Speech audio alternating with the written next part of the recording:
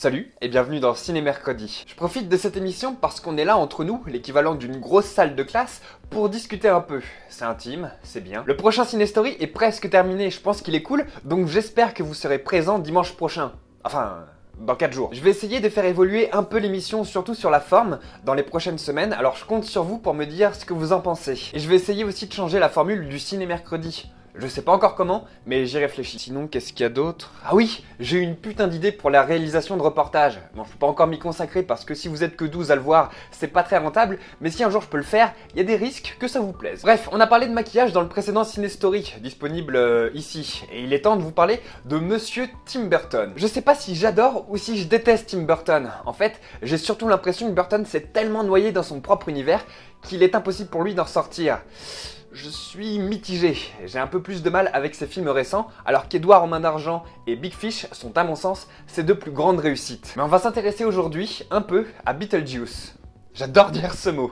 Beetlejuice. Réalisé en 1988, il a reçu l'Oscar du meilleur maquillage ainsi que 3 Saturn Awards. Mais en même temps, Tim Burton avait un budget de 13 millions de dollars pour la réalisation du film et 1 million a été affecté juste pour les effets spéciaux, dont le maquillage, les prothèses et autres animations. Beetlejuice est un succès puisqu'il a récolté 73 millions de dollars rien qu'aux États-Unis, c'est-à-dire plus de 5 fois son budget. C'est ce film qui a lancé la carrière du sosie de Julien Lepers, enfin de Michael Keaton, qui jouera dans le Batman de Burton par la suite, même si la Warner ne voulait pas de lui parce que son rôle de Beetlejuice lui collait trop à la peau. Adam et Barbara habitent une superbe villa dans le Connecticut, mais ils meurent d'un stupide accident de voiture. Ils reviennent alors sous forme de fantômes, condamnés à hanter leur maison durant 125 ans. Oui, c'est plutôt précis. Ils tentent de s'adapter à leur nouvelle situation lorsque surgissent de nouveaux propriétaires qui se révèlent rapidement insupportables. Après avoir tenté en vain de faire fuir les intrus, Adam et Barbara font appel à Beetlejuice, un fantôme en freelance qui fait tout ce qui est en son pouvoir pour effrayer la nouvelle famille. On peut pas vraiment considérer ce film comme un film d'horreur. Tim Burton dira d'ailleurs que Beetlejuice serait une version parodique de L'Exorciste.